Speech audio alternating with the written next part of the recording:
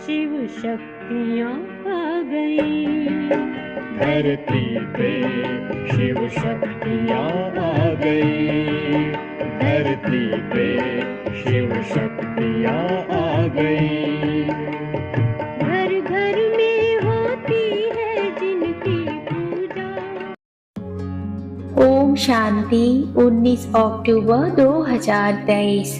आज की मुरली का सार है, मीठे बच्चे, पढ़ाई कभी भी मिस नहीं करना। पढ़ाई का शौक तब रहेगा जब पढ़ाने वाले बाप में अटूट निश्चय होगा, माना अटूट विश्वास होगा।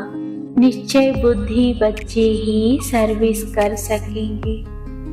आज का प्रश्न है, बाप दादा को बच्चों की कौन सी बात सुनकर बहुत खुशी होती है? उत्तर है, जब बच्चे सर्विस समाचार का पत्र लिखते हैं। बाबा, आज हमने फलाने को समझाया, उसको 2 बाप का परिचय दिया, ऐसे ऐसे सेवा की, तो बाबा उन पत्रों को पढ़कर बहुत खुश होते हैं। याद प्यार व खुश खैराफत का पत्र लिखने से बाबा का पेट नहीं भरता। बाबा अपने मददगार बच्चों को देख खुश होते हैं, इसलिए सर्विस करके समाचार लिखना है। धारणा के लिए मुख्य सार है, पहला, निश्चय बुद्धि बन पढ़ाई करनी है। कभी भी किसी बात में संशय नहीं उठाना है, निश्चय में ही विजय है।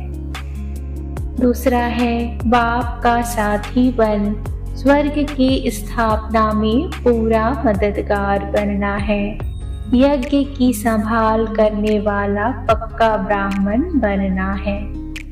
आज का वरदान है, ज्ञान स्वरूप बन कर्म फिलॉसफी को पहचान कर चलने वाले कर्म बंधन मुक्त भव। कई बच्चे जोश में आकर सब कुछ छोड़ किनारा कर तन से अलग हो जाते, लेकिन मन का हिसाब किताब होने के कारण खिंचता रहता है, बुद्धि जाती रहती है, यह भी एक बड़ा विघ्न बन जाता है। इसलिए कोई से किनारा भी करना है तो पहले निमित्त आत्माओं से वेरीफाई कराओ, क्योंकि यह कर्मों की फिलॉसफी है। जबरदस्ती तोड़ने से मन बार बार जाता है, तो ज्ञान स्वरूप होकर कर्म फिलॉसफी को पहचानो और वेरीफाई कराओ, तो सहज कर्म बंधन से मुक्त हो जाएंगे। आज का स्लोगन है, अपने स्वमान की सीट पर सेट रहो तो माया आपके आगे सरेंडर हो जाएगी। मुरली के मुख्य पॉइंट्स हैं। बच्चे जानते हैं कांटों से फूलों की दुनिया में जाना है। सतयुगी दुनिया को दैवी फूल ही कहेंगे। कलयुग में मनुष्य हैं कांटे मिसल। अब हम अपने उस दैवी फूलों के सुख धाम में चलने का भी राज समझना है। चलेंगे तब जब अच्छी रीति पढ़ेंगे। पहले तो निश्चय चाहिए, पढ़ाने वाला कौन है। यह कोई साधु संत मनुष्य तो है नहीं, यह तो है निराकार, सब आत्माओं का बाप है परमपिता परमात्मा, जिन्हों को कल्प पहले मुआफिक निश्चय होना होगा, उन्हों को ही होगा। तुम देखते हो फूलों की दुनिया स्वर्ग में चलने के लिए हर एक का अपना अपना पुरुषार्थ है।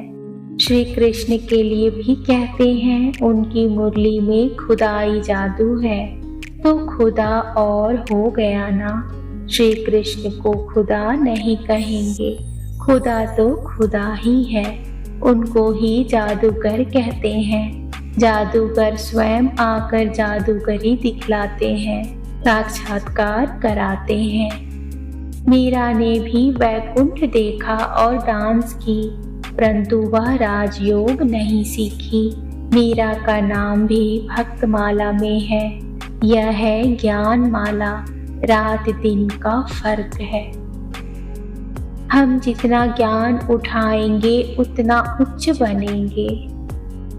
यह ज्ञान देने वाला वह ऑथोरिटी बाप है जिसके लिए कहा जाता है ब्रह्मा मुख कमल से ब्राह्मण रच उन्हों को सभी वेदों शास्त्रों का सार सुनाते हैं। शिव बाबा को तो शास्त्र दे ना सके क्योंकि वह तो है निराकार, तो ब्रह्मा द्वारा समझाते हैं। तुमको अपने शरीर निर्वाह अर्थ कर्म भी करना है और फिर यह ज्ञान भी सीखना है।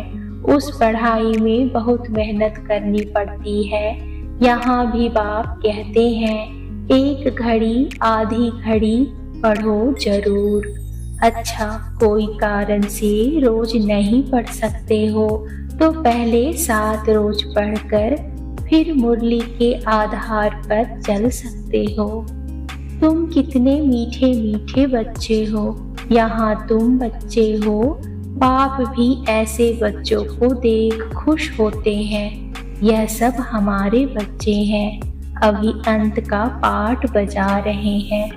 स्वर्ग के स्थापना में मदद करने के लिए मेरे साथी बने हैं। यह है रुद्र शिव बाबा का राजस्व अश्वमेघ ज्ञान यज्ञ। शिव बाबा स्वर्ग की स्थापना कैसे करते हैं? पहले ब्रह्मा और ब्राह्मणों द्वारा रुद्र ज्ञान यज्ञ रचते हैं जिससे स्वर्ग की स्थापना होती है। तो जरूर ब्राह्मणों को ही यह यज्ञ संभालना है। ओम